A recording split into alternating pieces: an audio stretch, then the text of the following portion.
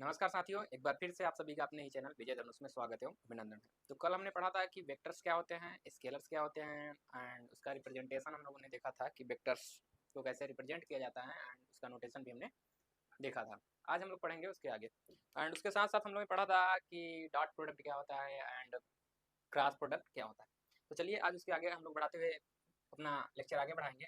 तो आज डालिएगा कोलिनियर वेक्टर्स। कोलिनियर वेक्टर्स हमने परपेंडिकुलर वेक्टर्स कल पढ़ रखा था कि दो वेक्टर्स परपेंडिकुलर कब होते हैं। एक बार फिर से रिकॉल कर दे रहे हैं कि दो प्रॉपर वेक्टर अगर उनका A dot B equal to zero है तो ए एंड बी क्या होंगे। सबसे पहली बात तो जब भी परपेंडिकुलर की बात आएगी वो प्रॉपर वेक्टर की बात आएगी वहाँ पे, ठीक। तो प्रॉपर वेक्टर कहने का मतलब जो हमारा ए वेक्टर है एंड बी वेक्टर है वो जीरो वेक्टर नहीं होने चाहिए, पहली कंडीशन। एंड बी भी क्या नहीं होना चाहिए, जीरो नहीं होना चाहिए। क्लियर है। And A and B vector क्या होने चाहिए, जीरो नहीं होने चाहिए। तब अगर ए डॉट सॉरी हाँ A dot B equal to zero आता है तब हम कहते हैं कि जो हमारा वेक्टर ए है वो परपेंडिकुलर टू वेक्टर बी। लेकिन अगर कोई इक्वेशन हमको दिया है केवल इतना कि A dot B equal to zero और हमें ए एंड बी के बारे में कोई इन्फॉर्मेशन नहीं है तो हम नहीं कह सकते कि जो हमारा ए होगा वो परपेंडिकुलर टू बी होता है। क्लियर। इतनी बातें हमने कल सीखी थी। क्लियर है बातें सबको। तो इतनी बातें हम लोगों ने कल सीख रखी थी कि कोई भी दो वेक्टर का डॉट प्रोडक्ट अगर जीरो है तब हम नहीं कह सकते हैं कि vector A perpendicular to vector B. अगर हमको ये पता है कि A and B proper vector हैं तब अगर A dot B equal to zero है तब हम कहेंगे कि वेक्टर ए वेक्टर बी के परपेंडिकुलर होगा। तो इन सारी बातों का ध्यान में रखिएगा। चलिए कोलिनियर वेक्टर लिखिए, डिफिनेशन लिखिए कोलिनियर वेक्टर की। लिखिए if two vectors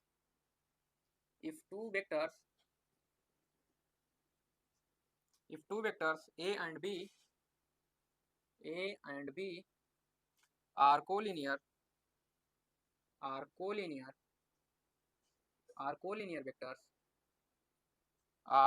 vectors then a cross b equal to zero. A cross b equal to zero by the definition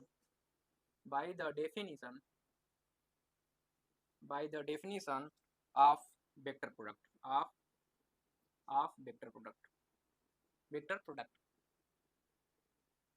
vector product ही क्या है, क्रॉस प्रोडक्ट है, यानी दूसरा नाम है इसका vector product. But the equation a cross b equal to zero implies that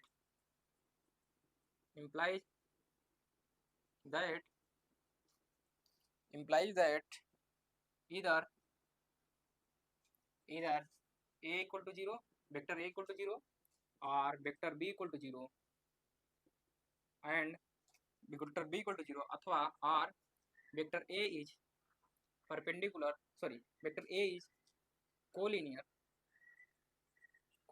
to vector a is the collinear with लिख सकते हैं या टू भी लिख सकते हैं विथ वेक्टर b। इतनी बातें समझ में आई। इसको इस लाइन को समझिए। कह रहा है कि टू वेक्टर्स कोलिनियर वेक्टर्स कहे जाएंगे, कोलिनियर वेक्टर्स होंगे कब, देन तब ए क्रॉस बी क्या होगा, जीरो। अगर दो वेक्टर्स कोलिनियर वेक्टर्स हैं तब उनका जो ए क्रॉस बी आएगा वो क्या होगा, जीरो होगा, by the definition of vector product. Vector product क्या था हमारा डिफिनेशन कि A cross B equal to zero कब, if A does not equal to zero comma B does not equal to zero. यही था। Sorry, A cross B equal to क्या define था, A cross B equal to हमारा define था A B sine theta N cap, और define था कि A cross B equal to zero if A equal to zero अथवा B equal to zero. तो simply इसके ऊपर बार भी लगा सकते हैं, जरूरी नहीं है कि यहाँ तीर लगा, लेकिन इससे रिप्रेजेंट कर सकते हैं या तीर लगा के, जो आपकी इच्छा उससे रिप्रेजेंट कर सकते हैं, ठीक। तो जल्दी जल्दी में इस तरीके से भी रिप्रेजेंट किया जा सकता है। तो A and B equal to zero होगा कब, इफ या तो ए जीरो हो जाए वेक्टर, या तो बी वेक्टर जीरो है, या दोनों वेक्टर क्या हो जाए, जीरो हो जाए। तो बाय डिफिनेशन आप देख रहे हैं अगर थीटा इक्वल टू क्या हो जाएगा, जीरो। कोलिनियर वेक्टर का मतलब ये दोनों इस तरीके से हो जाएंगे इसी लाइन में। तो मान लीजिए वेक्टर ए हो गया, वेक्टर बी हो गया, तो vector A and vector B इनके बीच का एंगल कितना हो गया, जीरो। तो आप लोग देख पा रहे हैं A B sine zero, sine zero की वैल्यू क्या होती है, एन कैप, जीरो होती है। तो A B zero into N cap, तो इसकी वैल्यू क्या आ जाएगी, जीरो आ जाएगी। तो आप देख पा रहे हैं अगर दो वेक्टर्स क्या है कोलिनियर है तो उनका क्या आ रहा है, क्रॉस प्रोडक्ट जीरो आ रहा है। इतनी बातें समझ गए होंगे आप लोग। और यहाँ पर बट, यहाँ पर जो इस वाली लाइन को ध्यान में रखिएगा, बट के बाद के the equation A cross B equal to zero implies that, अगर A cross B equal to zero है तो इसका यह मतलब नहीं है कि हमारा ए और बी परपेंडिकुलर ही कोलिनियर ही हो। इसका मतलब ये भी हो सकता है या तो वेक्टर ए जीरो है या तो वेक्टर बी जीरो है। दूसरा क्या हो सकता है, A is collinear to with B. तो यहाँ से हम लोग लिख सकते हैं हेंस लिखिए two proper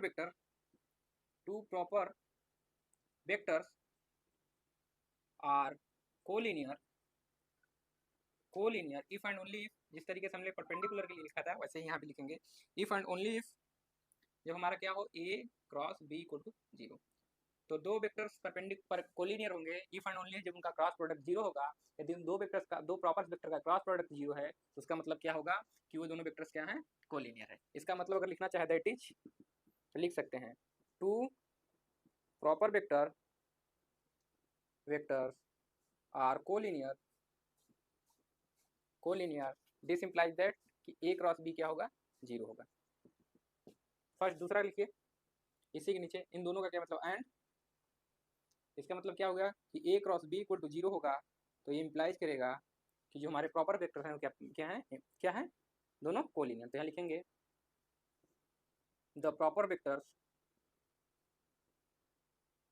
vectors are collinear. ठीक, समझ में आ गई। तो आपको पता होना चाहिए कोलिनियर वेक्टर्स क्या होते हैं एंड परपेंडिकुलर वेक्टर्स क्या होते हैं। इसी लाइन से हमने ये दोनों लाइन लिखी है तो इसको ब्रैकेट में कर लीजिए। क्लियर, इसी का मतलब ये है इफ एंड ओनली इफ कि अगर कोलिनियर वेक्टर होंगे तो ऐसा होगा, अगर ऐसा होगा तो वो दोनों क्या होंगे, प्रॉपर वेक्टर्स क्या होंगे, कोलिनियर होंगे। किस केस में हो रहा है, प्रॉपर वेक्टर्स के केस में हो रहा है। ठीक, क्लियर है। अब कभी भी अगर कोई केवल इतना कहते हैं कि a cross b equal to 0 है तो बताइए vector a and vector b क्या एक दूसरे के कोलिनियर होंगे। तो आप कहेंगे vector a and vector b के बारे में आपको और बताना होगा कि जो हमारा वेक्टर a है वो 0 वेक्टर है कि नहीं। अगर 0 वेक्टर नहीं है, अगर प्रॉपर वेक्टर है a एंड वेक्टर b भी प्रॉपर वेक्टर है, तब हम कहेंगे a क्रॉस b अगर 0 है तब इसका मतलब हुआ कि जो a है वो collinear to vector a is collinear with vector b। Clear, तो इस तरीके से हम लोग बता सकते हैं।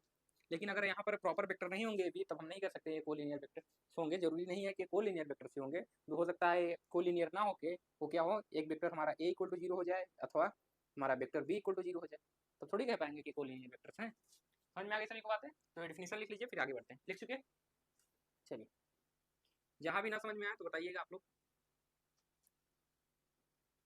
डिफिनेशन को प्रॉपर समझिएगा।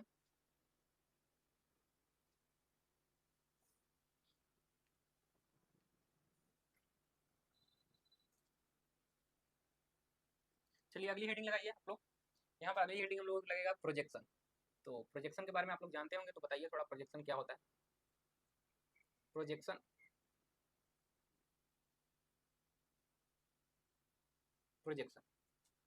तो आप लोग इंटर में भी पढ़े होंगे कि प्रोजेक्शन क्या होता है, किसी भी वेक्टर का प्रोजेक्शन लिया जाता है वो किस तरीके से लिया जाता है।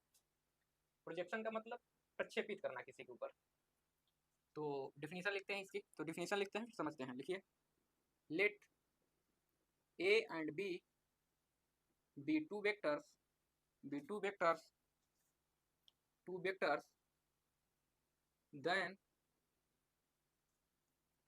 then projection of b then projection of vector the projection of vector a upon vector b equal to upon vector b is given by OM equal to क्या दिया जाएगा, वेक्टर ए का प्रोजेक्शन ले रहे हैं वेक्टर बी पे, तो लिखेंगे A dot B upon mod of B. इसी को लिख सकते हैं हम लोग B cos theta, sorry A cos theta. इसको समझिए, इसको पहले डायग्राम बनाइए फिर इसको देखिएगा। तो मान लीजिए हमारा ये वेक्टर क्या है, बी वेक्टर है, और ए हमारा क्या है, वेक्टर ए। हमने कहा ये वेक्टर ए है एंड हमने कहा ये वेक्टर बी है। प्रोजेक्शन का मतलब कि अगर यहाँ से अगर हम परपेंडिकुलर लाइन डालें, यहाँ से ऐसे रे डालें, तो जो परछाई इसकी बनेगी वेक्टर ए की, तो क्या बनेगी, यही बनेगी, इसके नीचे की ओर आएगी ये। ठीक, तो वेक्टर ए का वेक्टर बी की ओर कितना मतलब कि कंपोनेंट आ रहा है उसको ही क्या कहा जाता है, इसका प्रोजेक्शन। तो एक तरीके से अगर वेक्टर ए को इस पे प्रोजेक्ट करें ऐसे, तो वेक्टर बी हमारा कहाँ पहुंचेगा, कहाँ तक, वेक्टर बी की डायरेक्शन में यहाँ तक। ठीक, तो यहाँ तक जो वेक्टर आएगा, अगर लाइट यहाँ से परपेंडिकुलर डाला जाए वेक्टर ए पे, तो जो इसकी परछाई बनेगी कहाँ तक बनेगी, यही बनेगी। क्लियर, समझ में आ रही सभी को। तो यहाँ पर तो इस डायरेक्शन में तो जो हमारा प्रोजेक्शन होगा वेक्टर ए का वेक्टर बी के बी अपान बी की ओर, वो कितना होगा, इतना होगा। तो ए जो हमारा क्या होगा बताइए, इतना क्या होगा, ये इसका मैग्नीट्यूड क्या होगा प्रोजेक्शन का। अगर मान लीजिए हमारा एंगल थीटा है तो बताइए इसकी डायरेक्शन क्या होगा, A B, A cos theta, यही होगा। क्लियर है सबको। और अगर बी वेक्टर इधर है तो अगर इसका यूनिट वेक्टर हम ले लें बी कैप, तो यहाँ से अगर ये वेक्टर, ये प्रोजेक्शन देखिए हमारा यहाँ से क्या होगा, यहाँ से यहाँ तक नाम दे दीजिए, मान लीजिए कोई, इसको ओ, इसको एम दे देना। क्लियर। तो जो ओ एम होगा, ओ एम का मैग्नीट्यूड, ओ एम क्या है हमारा, ए कॉस थीटा, ओ ए कॉस थीटा। क्लियर है सबको। चलिए अब यहाँ पर समझिए ओ एम कॉस थीटा। तो ओ एम किस तरीके से डिफाइंड है, A dot B upon mod of B, A cos theta. Clear. तो यहाँ से भी देख सकते हैं कॉस थीटा इक्वल टू क्या होता है, आधार बटे कर्ण। तो आधार हमारा क्या है ए, और कर्ण हमारा ए। तो ए क्या हो गया हमारा ओ एम, आधार क्या हो गया, आधार बटे कर्ण। कर्ण हमारा कितना है ओ, अगर ए नाम दे दिया ओ ए, तो ओ एम कितना है हमारा नहीं पता, और ओ ए कितना है हमारा, A vector magnitude of A, vector A क्या है ए, ओ ए का मैग्नीट्यूड कितना होगा, ओ ए यानी मैग्नीट्यूड। तो ओ एम मैग्नीट्यूड कितना है वेक्टर ए का, तो ए सिंपली ए से रिप्रेजेंट करेंगे, तो ओ एम इक्वल टू क्या आ जाएगा हमारा, ए कॉस थीटा। तो प्रोजेक्शन हमारा इस तरीके से डिफाइन है। तो ओ एम इक्वल टू होता है A dot B upon mod of B, A cos theta. A cos theta को हम ऐसा लिख सकते हैं, A dot B upon mod of B, या इसी को ऐसे भी लिख सकते हैं, ओ एम जो हमारा आया, अगर इसको लिखना चाहे तो इसको लिख सकते हैं ए डॉट, सॉरी ए, और देखिए mod of B upon mod of B को क्या लिख सकते हैं, इसको एक साथ बी कैप। ठीक, तो ऐसे लिख सकते हैं। तो ए डॉट बी कैप, तो ए का प्रोजेक्शन किसकी डायरेक्शन में, बी की डायरेक्शन में। इसको ऐसे भी कहा जाता है, जो हमारा प्रोजेक्शन है वेक्टर ए का प्रोजेक्शन वेक्टर बी की डायरेक्शन में, यानी बी की डायरेक्शन में इसका कितना पार्ट आ रहा है, ठीक हिस्सा, यानी इसका कितना इफेक्ट मतलब वेक्टर बी की डायरेक्शन में पड़ रहा है, ये भी इसको समझा जाता है। तो समझ में आएगा, इसको डायग्राम को भी बना लीजिएगा जिससे आप लोगों को एकदम क्लियर है। क्लियर। इसको नाम दे दीजिएगा बी यहाँ पे, तो ओ बी, वेक्टर बी जो हमारा है, ये जो एरो दिखा रहा है यहाँ से ओ एम वेक्टर को दिखा रहा है, ये हमारा बी वेक्टर है पूरा लेंथ, कहाँ से ओ से बी की ओर। और जो हमारा प्रोजेक्शन होगा, प्रोजेक्शन को इतना रखिएगा यहाँ तक। तो कभी भी किसी भी वेक्टर का डायरेक्ट क्या निकालना हो, प्रोजेक्शन जिस वेक्टर की डायरेक्शन में निकालना हो उसके यूनिट वेक्टर से हम क्या ले लेंगे, डॉट प्रोडक्ट ले लेंगे, तो ही हमारा क्या हो जाएगा, उस वेक्टर का उस वेक्टर की डायरेक्शन में क्या हो जाएगा प्रोजेक्शन। अगर हम पूछ लें बी का ए की डायरेक्शन में, देखिए इसे समझा क्या जाता है, ए का बी की डायरेक्शन में प्रोजेक्शन, तो बी का अगर ए की डायरेक्शन में प्रोजेक्शन लेंगे, बी का ए पर प्रोजेक्शन, अपान माने ए पर, अगर ए, इसको क्या दो चीजें समझी जाती है, पहला लिख लीजिए यहाँ पर अगर लिखना चाहे तो, ए का बी की डायरेक्शन में प्रोजेक्शन, प्रोजेक्शन, और अथवा इसी को कहते हैं ए का वेक्टर ए का बी पर प्रोजेक्शन। ठीक, बातें समझ में आ रही हैं। अगर यही पूछा जाए बी का ए की दिशा में प्रोजेक्शन क्या होगा, तो इसको क्या लिखेंगे, जो वेक्टर रहेगा उस वेक्टर को लिखेंगे, जिसकी दिशा में लिया जाता है उसका यूनिट वेक्टर के साथ क्या ले लेते हैं, डॉट प्रोडक्ट। तो यहाँ से आप लोग देख पा रहे हैं कि डॉट प्रोडक्ट कैसे लिखें, बी डॉट ए, यानी इसका मतलब होगा बी का ए की डायरेक्शन में प्रोजेक्शन या बी का ए पर प्रोजेक्शन। बातें समझ में आ गई। तो इस तरीके से हमारा क्या डिफाइंड है, प्रोजेक्शन किसी का किसी की डायरेक्शन में। तो यहाँ से आप लिख लीजिए सिमिलरली, इसी तरीके से हम लोग लिख सकते हैं यहाँ से सिमिलरली, सिमिलरली यहाँ लिखिए प्रोजेक्शन ऑफ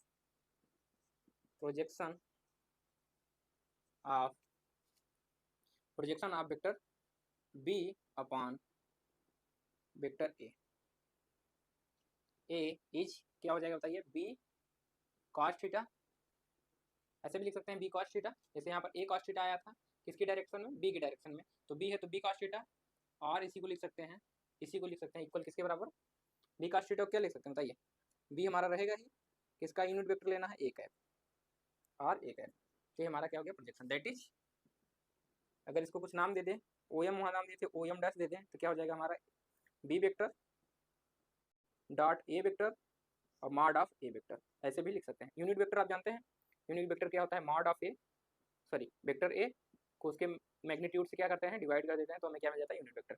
तो ए कैप को हमने कैसे लिख दिया, ए अपॉन मॉड ऑफ ए, तो इस तरीके से भी लिखा जा सकता है। इसी को लिख लीजिएगा B cos theta. B cos theta कैसे इसको लिखेंगे, ओपन करेंगे ए डॉट बी को, क्या आएगा ए बी कॉस थीटा, और जो हमारा ये मॉड ऑफ ए है यानी कि इसका मतलब ये ए से कैंसिल आउट यानी बी कॉस थीटा, तो बी कॉस थीटा, तो इस तरीके से लिख सकते हैं। और इसी को लिखते हैं A, sorry B vector dot A cap, तो इस तरीके से भी लिखा जाता है। तो ये पूरा फॉर्म आपको पता होना चाहिए, कभी भी किस फॉर्म में भी दे दे तो आपको पता होना चाहिए कि किस तरीके से हमारा प्रोजेक्शन डिफाइंड है। ठीक, तो तीनों तरीके लिखने के आपको पते होने चाहिए। तो यहाँ से भी इसको भी अगर लिखना चाहे तो इसको समझ लीजिए कैसे हुआ था ये ए डॉट बी। अगर देखिए यहाँ से ए डॉट बी का मतलब क्या था, यहाँ पर ए बी कॉस थीटा, और यहाँ से बी था तो बी से B cancel out, mod of B का मतलब बी ही है, तो बी कैंसिल आउट तो ए कॉस थीटा बचा था। तो यहाँ से O M A dot B cap, तो यहाँ से लिख सकते हैं इसको A dot B upon mod of B, यानी कि बी वेक्टर। इस तरीके से आप लोग लिख सकते हैं। और जो हमारा प्रोजेक्शन होता है वो हमारा क्या होता है, स्केलर क्वांटिटी होती है, इस बात का ध्यान रखिएगा। क्योंकि डॉट प्रोडक्ट के रूप में है तो डॉट प्रोडक्ट हमारा क्या होता है, जो निकल के आता है वो क्या होता है, एक स्केलर होता है। तो कभी भी पूछ लिया जाए कि किसी भी वेक्टर का किसी भी वेक्टर के डायरेक्शन में जो प्रोजेक्शन होता है वो वेक्टर क्वांटिटी होती है कि स्केलर क्वांटिटी, तो क्या होती है, स्केलर क्वांटिटी। तो इस बात को भी हम लोग लिखेंगे रिमार्क में। तो चलिए लिखिए रिमार्क में आप,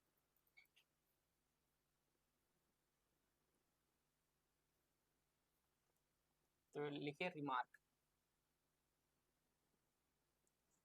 रुक जाइए इंक डाल लें तो फिर आगे हम लोग लेक्चर कंटिन्यू करते हैं। ठीक, तो यहाँ से रिमार्क दिख रहा है आपको, नहीं दिख रहा होगा तो फिर से बना लीजिए इसको रिमार्क। तो लिखिए, यहाँ लिखिए projection of vector A upon vector V is scalar, scalar quantity. Clear. तो कभी भी पूछा जाए किसी भी वेक्टर्स का जो प्रोजेक्शन होता है वो क्या होता है, तो एक स्केलर क्वांटिटी होती है।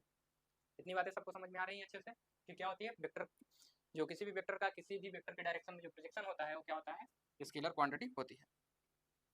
अब चलिए लिखिए यहाँ पर geometrical meaning of dot product and cross product के बारे में जानेंगे। उसका ज्योमेट्रिकल मीनिंग का मतलब कि अगर ग्राफ में उसको डिनोट करें तो किस तरीके से वो दिखेगा। तो यहाँ से लिखिएगा हेडिंग ओनली, तो लिखिएगा geometrical meaning of dot product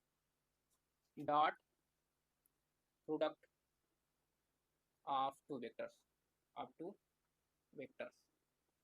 two vectors का जो क्या होता है हमारा डॉट प्रोडक्ट होता है, उसका ज्योमेट्रिकल मीनिंग क्या है। उसके पहले इसे लिखने के पहले हम लोग समझ लें कि जो हमारा ए डॉट बी आता था वो क्या आता था, उसको पहले देखिए। तो ए डॉट बी हमारा क्या आता था, ए बी कॉस थीटा, यही आता था। और हमने अभी देखा है कि जो प्रोजेक्शन होता है ए का बी की डायरेक्शन में जो प्रोजेक्शन होता है वो क्या होता है, प्रोजेक्शन अगर निकालें, अगर ओ एम कह दें उसको, उस प्रोजेक्शन को, तो ए का बी की डायरेक्शन में जो प्रोजेक्शन आता था, ए का क्या करते थे, जिसका प्रोजेक्शन निकालता था बी की डायरेक्शन में क्या करते थे, उससे मैग्नीट्यूड ले लेते थे। अगर इसी को देखें तो ये क्या हो जाएगा, मॉड ऑफ ए, इसको अगर खोलेंगे तो ये हो जाएगा vector B upon mod of B, यही होगा। अगर इसको चेंज करेंगे ए डॉट बी को तो लिखेंगे ए बी कॉस थीटा, और मॉड ऑफ क्या लिखेंगे, बी मॉड ऑफ बी को बी सिंपली लिख सकते हैं। क्लियर होने सबको बातें। तो यहाँ से आपको क्या समझ में आ रहा है बताइए, यहाँ से कुछ समझ में आ रहा है आपको। तो आप देखिए बी कॉस थीटा जो था, यहाँ से हमारा बी से बी कैंसिल आउट हो गया, तो हमारा क्या बचा, ए कॉस थीटा। तो जो हमारा क्या आ रहा है, प्रोजेक्शन आ रहा है ओ एम डैश, वो क्या आ रहा है, ओ ए कॉस थीटा। तो यहाँ पे देखिए डॉट प्रोडक्ट में क्या आ जाएगा, अगर ए को हम यहाँ से बी को कॉमन ले लें तो क्या बचेगा हमारा, ए cos theta.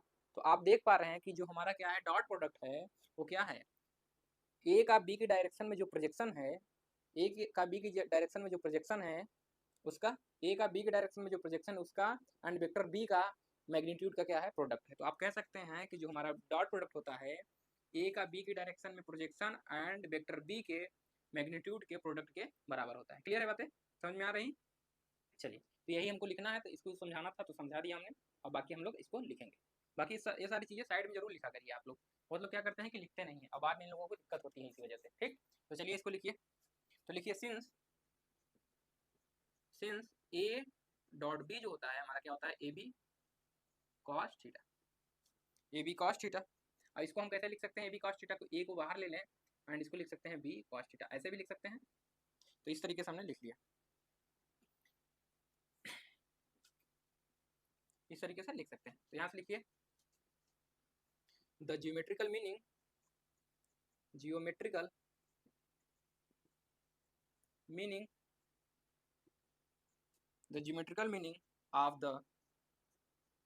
Of the scalar product भी कह सकते हैं या डॉट प्रोडक्ट। तो स्केलर प्रोडक्ट ऑब्लिक क्या कह सकते हैं इसको, डॉट प्रोडक्ट भी कह सकते हैं, dot product of two vectors vectors of two vector is that it is क्या होता है, it is the product of it is the product of the modulus of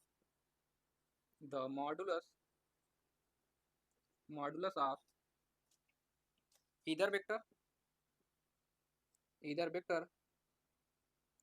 and either vector and projection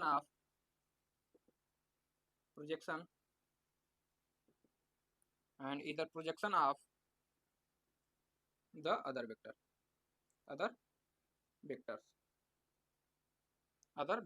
on it.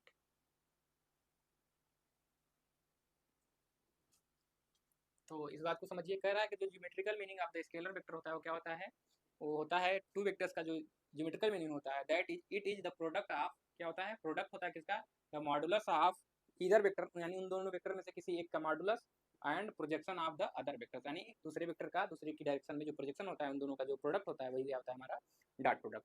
जैसे हमने यहाँ बताया था B cos theta क्या होता है, बी कॉस थीटा होता है किसका, ए का बी की डायरेक्शन, जो हमारा बी कॉस थीटा होता है अगर यहाँ से देखेंगे तो क्या होगा, बी का ए की डायरेक्शन में क्या होगा हमारा बी का बी कॉस थीटा। अगर ऐसे लिखे हैं तो यहाँ देखिए बी कॉस थीटा मतलब यहाँ पर ए क्या है, यूनिट वेक्टर है, यानी बी का ए की डायरेक्शन में प्रोजेक्शन है ये, उसका मैग्नीट्यूड, एंड जो हमारा ए है, हमारा ए क्या है, मैग्नीट्यूड किसका है, वेक्टर ए का। तो किसी एक वेक्टर का दूसरी डायरेक्शन में प्रोजेक्शन एंड उसमें से किसी एक वेक्टर का मैग्नीट्यूड का जो प्रोडक्ट होगा वही क्या होगा हमारा ज्योमेट्रिकल मीनिंग होगा किसका, ए डॉट बी का। क्लियर। तो यहाँ से लिख सकते हैं नीचे 10 इस प्रकार, 10 यहाँ से लिख सकते हैं कि जो हमारा ए डॉट बी होगा वो क्या होगा, यहाँ से लिखिए बताइए। तो लिख सकते हैं मॉडुलस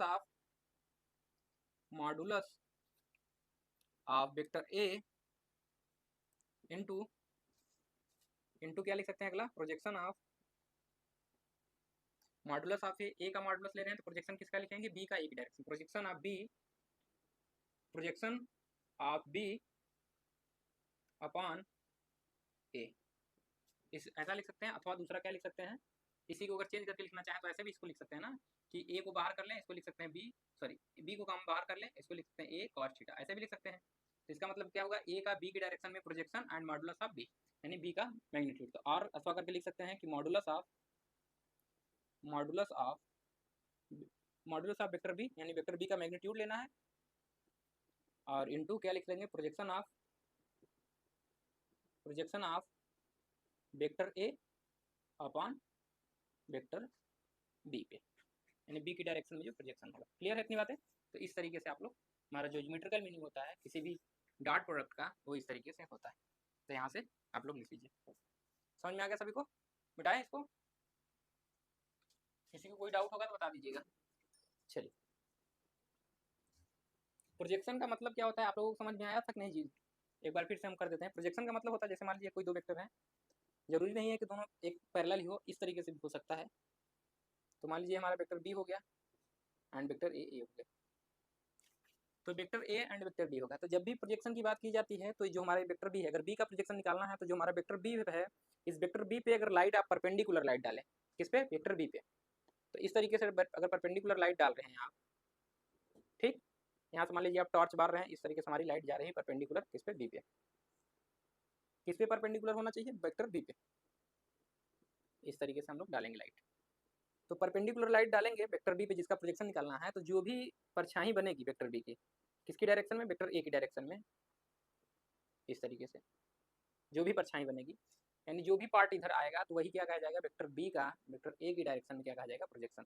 तो वेक्टर ए की प्रोजेक्शन कितना आया है, ए वाला जो पार्ट हुआ, ए वाला पार्ट, तो हम अगर इसको ओ मान लें, इसको एम मान लें, तो ए ओ एम पार्ट हो गया। तो बी का ए की डायरेक्शन में प्रोजेक्शन क्या होगा, ओ एम। क्लियर।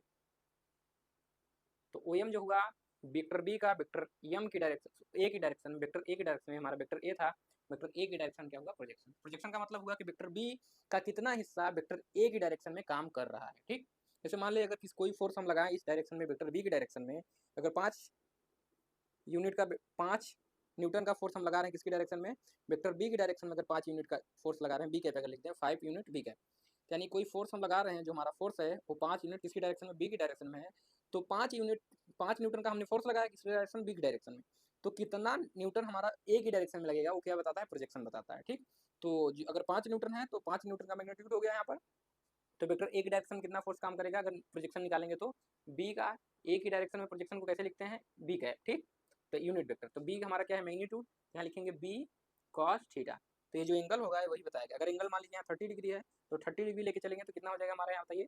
तो बी कॉस थीटा, बी कितना है हमारा 5 न्यूटन, तो 5 न्यूटन लिखेंगे एंड कॉस 30। तो कॉस 30 की वैल्यू कितनी आती है, 60 लेके चलिए ताकि इजीली कट जाए, यहाँ पर 60 लेके चल रहे हैं। तो 60 डिग्री, तो 60 डिग्री लेके चलेंगे तो इसका मतलब हुआ 5 इंटू 1/2। इसको डिवाइड करेंगे तो आप देख पा रहे हैं क्या आ रहा है हमारा 2.5। तो 2.5 न्यूटन किसकी डायरेक्शन में काम कर रहा है, वेक्टर ए की डायरेक्शन में। लेकिन आपने फोर्स लगाया किस डायरेक्शन में था, वेक्टर बी की डायरेक्शन में आपने 5 न्यूटन लगाया, तो वेक्टर ए की डायरेक्शन में इतना कितना हिस्सा वेक्टर ए की डायरेक्शन में काम कर रहा है, कितना पोर्शन प्रभावित हो रहा है, 2.5 न्यूटन किसकी डायरेक्शन में आ जा रहा है, वेक्टर ए की डायरेक्शन में। समझ में आ गया सभी को। इस तरीके से इसका प्रोजेक्शन का मतलब होता है। तो ज्योमेट्रिकल मीनिंग आप लोग समझिएगा। इसको भी बनाना चाहें तो इसको भी बना लीजिए, और एक डायग्राम और बना दे रहे हैं तो उसको भी बना लीजिएगा। क्लियर है, समझ में आ रहा है सभी को ना। तो यहाँ से हम लोग बना सकते हैं एक और डायग्राम, एक ऐसे बना लीजिए इस तरीके से। अब यहाँ पर ए बी वेक्टर का लिए थे, अब यहाँ पर ए वेक्टर हम लोग ले ले रहे हैं। ये हमारा ए वेक्टर है, ये हमारा B vector, A vector. Clear. तो इसका प्रोजेक्शन लेंगे तो किसे डालना है, परपेंडिकुलर लाइट गिरानी है। तो परपेंडिकुलर लाइट डालिए, किस पर, इस पर परपेंडिकुलर लाइट डालिए। यहाँ से इसकी डायरेक्शन में प्रोजेक्शन कितना आ जाएगा,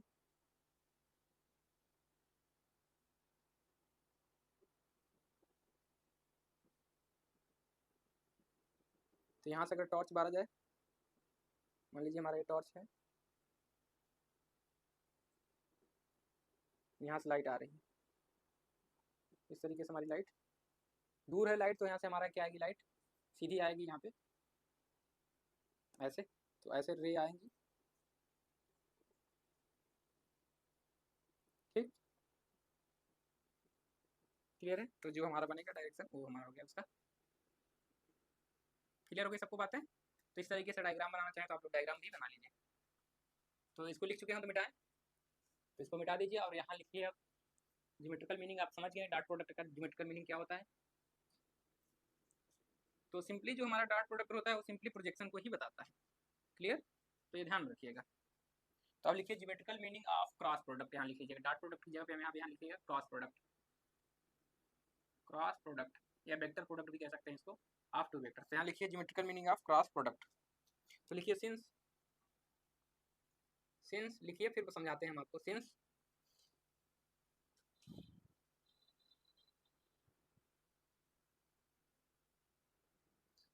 R of the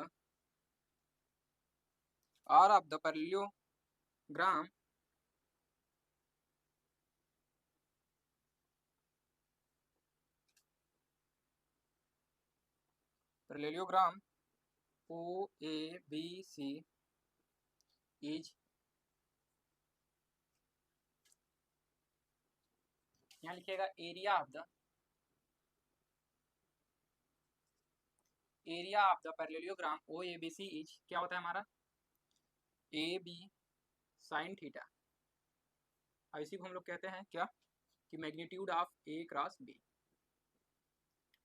तो एक डायग्राम बनाए, पहले लिख लीजिए फिर उसके बाद डायग्राम भी बनाते हैं। तो यहाँ से लिखिएगा द मॉडुलस ऑफ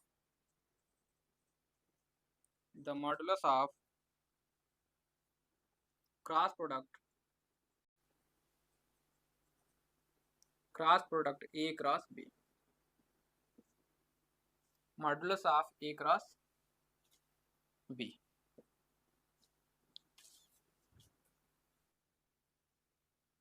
यहाँ तक लिख लिया आप सभी ने, सबका नोट हो गया यहाँ से। तो चलिए इसके आगे लिखिए, लिखिए इन जियोमेट्रिकली, यहाँ लिखिए geometrically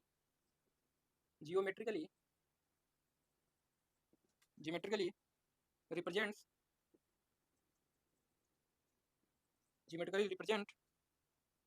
the area of the area of the parallelogram